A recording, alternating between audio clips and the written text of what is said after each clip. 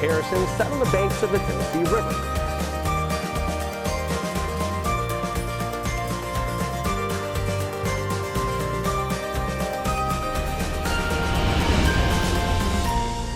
Welcome to this 30-minute edition of 3 in Your Town, where we celebrate the people, the places, and the things that make this area so unique and so wonderful. Listen, I believe in giving credit where credit is due, and by that I'm bringing in Lindsay. Lindsay is a photojournalist at Channel 3, and Lindsay came with me on 2 different stories this past week. Usually I shoot like all my own stuff, write all my own stuff. But Lindsay's very talented, and one of the things that we did, we went to a flower farm, which is beautiful. We'll talk about that here in just a second. Another one that we did, we actually took a kayak paddle tour with the National Park Service in outdoor Chattanooga, and this was your first time. My first time in a kayak, my first time on the Tennessee River. Tens of thousands of dollars worth of electronics. Yes, so, you know, no pressure or anything. Right. And I have to ask you, you're getting it. I'm sure there was some apprehension. I was not concerned for my safety as much because the outdoor Chattanooga people were there. I felt very safe around them. I could tell they were watching to make sure there's nothing weird. I wasn't doing anything weird or wrong. I was a little nervous about like possibly tipping over the boat, user error or something like that. But I wasn't concerned for my safety. So I think that's the biggest thing I walked away with, feeling just very, I felt a lot better that like, oh, really anybody could do this. And I think that's the cool thing about it. Yeah, and it's a free tour, again, in conjunction with the National Park Service and Outdoor Chattanooga. Here's a little bit of how we spent our day. We would love for people to flock to the parks, to the lands that we do have preserved so we can tell that story. But not everything happens just in the confines of a park. You know, I always tell people, whether they visit Lookout Mountain or whether they visit Chickamauga Battlefield, what we have preserved is a minute piece of the greater story. The National Park Service, our country's greatest idea, is actively recruiting people to learn about them in this place we call home. And so if that means that we're going to get to tell the story from the water of the Tennessee River, then so be it. Let's bring people on a recreational adventure with Outdoor Chattanooga, but let's weave a little bit of history in with that too. Not terrible, huh? On this spring morning, the NPS and Outdoor Chattanooga showed us what an excursion with them would be like. The same free tours they offer to anyone. But this area is so entirely full of remarkable history, we hadn't even loaded into our kayaks before Ranger Chris Young was sharing incredible stories from 1863, life before bridges. You had to take a ferry from one side to the other. So the ferry comes from Ross's Landing over to the North Shore. That's a huge piece of Chattanooga's story. During the Civil War, in Renaissance Park is Camp Contraband. That is where the United States Colored Troops are going to be formed. That's where a lot of those who had been enslaved in Georgia, Alabama, and parts of Tennessee and other areas, they fled to Chattanooga when the U.S. Army took it in 1863. So it becomes a beacon of freedom for those who were once enslaved. A Paddle on the Water emphasizes an understanding of how this area was settled, something you might not get as you travel on or above it with motorized assistance. And until you get out here with a human-powered canoe or kayak or what have you, do you really understand the force of the Tennessee River? And I granted, we have TVA and we have the dam that lets the water out, but when you didn't have that and you had high enough water, it would propel you just like it was kind of forcing us today to really work harder to get upstream. As you make your way downriver from the pre-Civil War site of Craven's Foundry on the Rocks to Ross's Landing, Ranger Young was able to tie together 2 pieces of dark American history, the Civil War and the Indian removal, with just one name, Braxton Bragg. Here's this young Army officer, Braxton Bragg, who is here helping during Indian removal in Ross's Landing, and then 25 years later, he comes back as a Confederate officer, as the general of an entire Confederate army, and is back here in command, trying to besiege and defeat the U.S. Army that he was once a part of. The ugliness and the irony is compelling, but it's how we got here, Sharing these stories helps shape the understanding of how this area came to be and where we can take it. And the NPS with Outdoor Chattanooga just want to share these things with you. Why do we have national parks here, national military parks, is because this is a extremely important piece of the story of who we are as Americans and what we have gone through. Again, those are free tours offered between the National Park Service and Outdoor Chattanooga. We'll put a link up there to tell you how you can do that. The other story that we did, we went down to beautiful Flintstone, Georgia, to a flower farm that was beautiful, and we talked to a woman who just had the most beautiful spirit. I loved her because she, I guess I just take flowers for granted. Yeah. But what I loved about her story was how she used flowers kind of like, not to be weird, but like built a relationship. Like it brought meaning to her life, and she has spent her life and her career growing these flowers to share the beauty with the world, and just talked about flowers in a way that made me really, like, when I'm going to pass them in the aisle at the grocery store, I'm going to think differently about just flowers in general. You know? I mean, it's kind of random in the best way possible. It's Creekside Flower Farm, again, beautiful Flintstone, Georgia. Take a look. We're in Flintstone, Georgia, about 20 minutes south of Chattanooga, and I grow annual cut flowers to sell for weddings and to wholesale for florists and some retail as well. A trip to Morgan Sharp's farm, Creekside Flower Farms, allows just about anyone the opportunity to stop, reflect, relax, and admire. Well, for visitors anyway, for Morgan, this is a 7-day-a-week up before the sun way of life. I came to Chattanooga from Nicaragua. So my parents are missionaries, and I came here to go to college. And when I graduated college, I had this sense of placelessness, of knowing, like, where do I belong? I can't really go home anywhere because I wasn't going to go back to Nicaragua to try and get a job. And so I felt this sense of placelessness. Meanwhile, I was reading author and poet Wendell Berry, who is an agrarian writer, and he talks a lot about the land and learning the land and being a placed person. And so my placelessness and reading him, I was like, oh, okay, he's got it. I'm going to do what he does. I chose to do flowers instead of any vegetable farming because I think we all have this appetite for beauty. I think we all need this natural beauty that surrounds us, so flowers is one of the ways we can get that. Now in her 5th year of business here, Morgan has had a steep learning curve to make this her full-time occupation. I knew nothing about farming or business jumping into this, so it's been a trial and error learning process. Of course, I've done a lot of reading and I've asked a lot of questions. I think it's been a great lesson in pride. I'm often just like, oh, it died. I guess I'll figure out why now. But between balancing the books, the weeding, and the watering, making deliveries, there are moments in this garden that give her pause and appreciation, moments that give her excitement. It's always there's something new that's giving me wonder. So generally, it's the newest thing that's coming into bloom. So these are Icelandic poppies, and they've just started coming into bloom. And I have been babying them for months. I had to sow 3 different successions of them to get them to show up in my field. Now seeing them, it's like, oh, sweet relief. But then outside of the field, it's whenever you give people flowers. It's a mood elevator. Everybody is automatically going to smile at you and just show excitement and a deep sense of gratitude when you give them beauty like that. So those are nurturing moments for sure.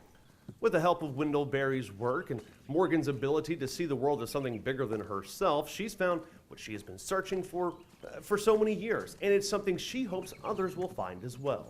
There's power in place.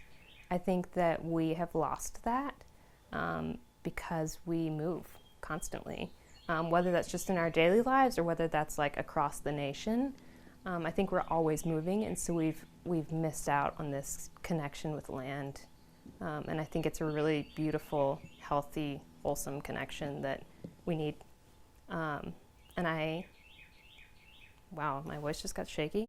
I think I have gained so much from connecting with this land. And it's not the stuff that you can put words to, and it's not the stuff that you get dollar signs from. It's just a deep sense of being and gratitude that I've gained from being connected to this land.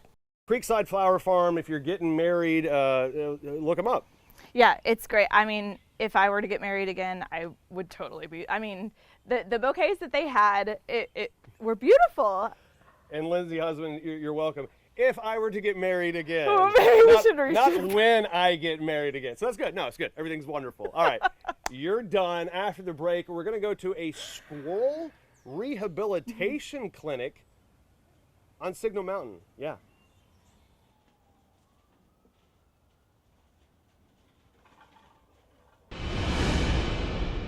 I think next week we might have a marriage counseling story with Lindsay. I'm just kidding. It's wonderful. She's great. Okay. Also this week, had a great chance to go up to Signal Mountain to a squirrel rehabilitation clinic. Never heard of one? Well, now you have. Bunny, you're so cool. We're on Signal Mountain at my facility for wildlife rehabilitation. Basically, I take in orphaned and injured squirrels and rabbits and then rehab them, and when they're ready to go, I let them loose on the property. When Kate Kinnear isn't lecturing at UTC, you can probably find her on her 11-acre property taking care of the little critters that need a little love. Lots of people think that there's plenty of squirrels and rabbits, and they are the more prolific mammals that we have around here, but overall wildlife numbers are going down, just overall, especially the mammals and the birds. Their overall numbers are going down. So if I can help a squirrel or a rabbit, because that's what I'm set up for, that's where my expertise is, then that's the right thing to do because it means everything to that one individual animal. You can see the squirrels leaping, bounding, eating and sleeping in this sanctuary. Some are free range, some working up their health and wellness to be released once again. It's a beautiful and large piece of property, but Kate hopes to expand it even further, not just for the squirrels and rabbits, but for all creatures, great and small. I've heard coyotes back there, there's deer, there's skunks, you name it, and it's living back there because there's just not many places where they can stay and be safe and have water and not get into some sort of trouble with humans. You'll no doubt crack a smile or two watching these frenzied things, but you'll also begin to understand that what Kate is doing is more than just rehabilitation. She is giving love and compassion to a created creature that understands companionship and feelings. And because of that, Kate says she feels like she's getting something in return. Any living thing deserves compassion. Wildlife is sort of not a recipient of compassion very often. There's a cultural idea that they don't have feelings, that they don't have thoughts. And from being with them all the time, like literally 24/7 sometimes, they definitely do have thoughts and they definitely do know what's going on. So just showing them a little compassion, a little respect takes nothing away from us. It really adds, it makes like a space for more good things to come into our life. It brings us a bigger awareness. And so I always encourage compassion because you really are like opening a channel for more good things and more awareness.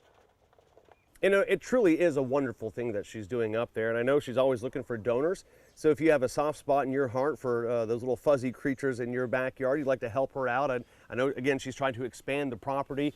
Also, she would love just some new enclosures for the squirrel. So we'll have a link to her Facebook page on our Facebook page. All right, coming up after the break, we're going to be talking about Double Cola.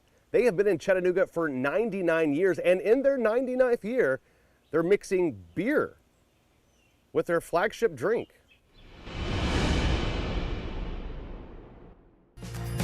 Old Town Robinson. Old Town of Harrison sat on the banks of the Tennessee River.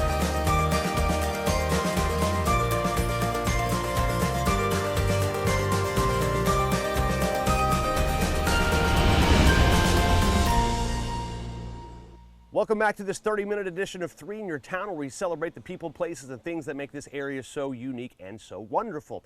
We've had some great stories so far in this half hour. We're going to turn our attention now to Double Cola. They have been doing business in Chattanooga for 99 years, and going into their 100th year, they're introducing a new drink that includes beer with their flagship soda drink. What we do in Chattanooga, we could do anywhere. We don't have to be in Chattanooga. We could move to the Bahamas and do the same thing that we do here, you know, beachside, now remotely. But we are in Chattanooga because we have our history here and we love the city. The Good Grape Company was founded in 1922 by Charles D. Little. The company kicked around names and formulas until the Double Cola product was developed in 1933 and became the company's flagship product. Double Cola became popular in the 30s because it was Depression era. And we offered soda in twice the size of a bottle as the competitors did. So back then, most products came in a 6-ounce bottle, and we introduced the 12-ounce bottle, so hence Double Cola. The company continued to introduce innovative new products and introduce themselves in new markets, including nearly 20 international ones. But in 1956, their biggest success, the introduction of Ski. Ski is a unique product compared to anything on the market, even today, because it has real fruit juice in it, real lemon and real orange juice. In fact, we often tell people before you open the product, make sure you turn the bottle upside down and back up so that you can get the fruit pulp mixed completely into it. Ski also happens to be their most Chattanooga-centric drink in the arsenal. One of the employees, Dot Myers, who has since passed away and had been with us for 55 plus years, she submitted the name Ski. And she submitted that name because it was something that she liked to do every weekend on the Lake Chickamauga. And it was fun and refreshing, and she thought that it would exemplify, you know, the characteristics of the product and exactly what it is. So the product was ultimately named Ski, and it's been that way ever since. Again, Double Cola has been innovative since their inception, and in their 99th year, they're creating a summer shandy. See, in most markets, Ski has a passionate fan base, and Double Cola is providing them with something that fits right into their existing lives. We were thinking, how can we give them something else with Ski in it that they can have at other times of the day? Like, what else can we provide them? And the natural thing was beer. So, you know, when you're not drinking Ski, what are you drinking? And the responses were, we're drinking water or we're drinking beer. So we decided, well, let's give them a beer that they can enjoy while having Ski also. So we developed Brewski, which brew and ski. Very natural. Yeah, okay. Yeah. So this is for love of beer, passion for the water, Brewski. Right. Chattanooga's own. Love of the Chickamauga Lake water. This is not lake water. It doesn't smell like Chickamauga, so that's a start. Oh, you could put down a couple of those. Yeah. A six pack, yeah. Yes. That is, that's Brewski, baby. Cheers.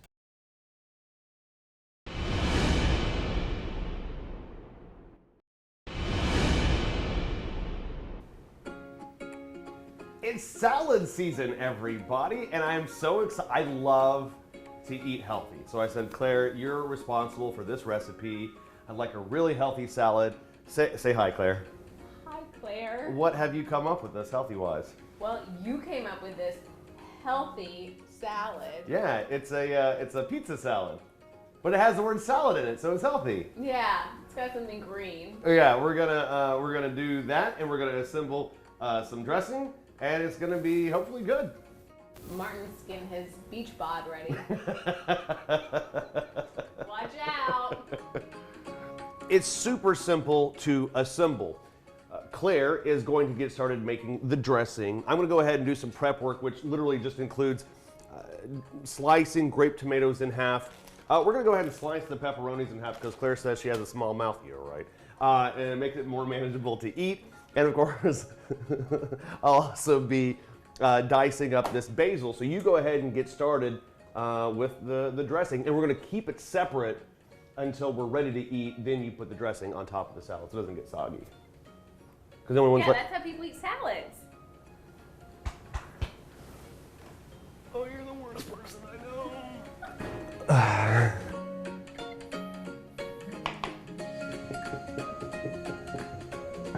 We got a loose one. We got a loose mater. Harvey. All the prep work is done. We are actually going to blend the salad dressing here in just a moment. In the meanwhile, we're going to take our arugula, which of course is the base of the salad, and simply put it in the bowl. Not, not difficult. We are also going to take our grape tomatoes, throw those in there. Again, not complicated.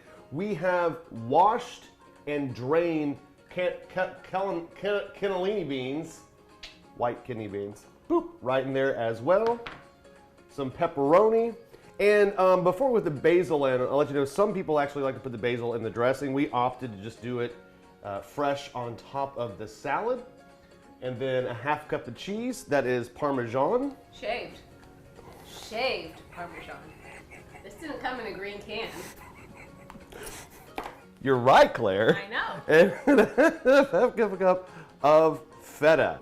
Claire will now blend the dressing. Right, Murph? Right. He'll help.